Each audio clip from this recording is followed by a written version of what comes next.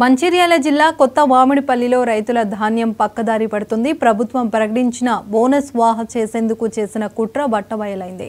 Quintal వరి ధాన్యానికి ప్రభుత్వం ప్రకటించి 500 బోనస్ను కాజేసేందుకు ధాన్యాన్ని పక్కదారిని పట్టించారు కొందరు అక్రమాలు.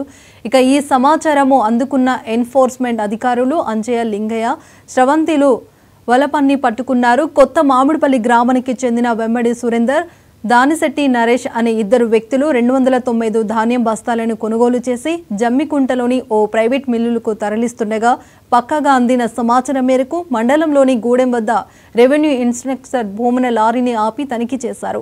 ఫామ్ 10పై ఫోర్జరీ సంతకం ఉండడంతో లారీని దండేపల్లి పోలీస్ స్టేషన్కు తరలించారు.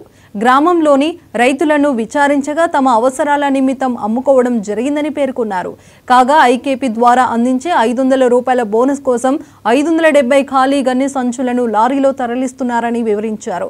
ఫోర్జరీ సంతకం చేసిన సురేందర్, బోనస్ నొక్కేందుకు ప్రయత్నించిన సురేందర్, నరేష్ గన్ని సంచులను అందించిన శ్రీలతపై కేసు నమోదు చేసినట్లు వారు తెలిపారు.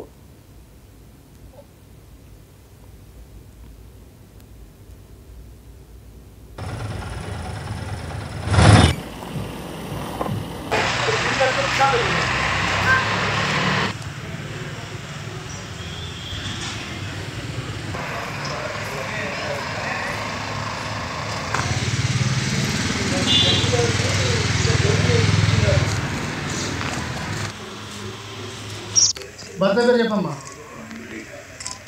అంటే మన సీఏ శ్రీలత ఇచ్చిందని చెప్తాను మొత్తం.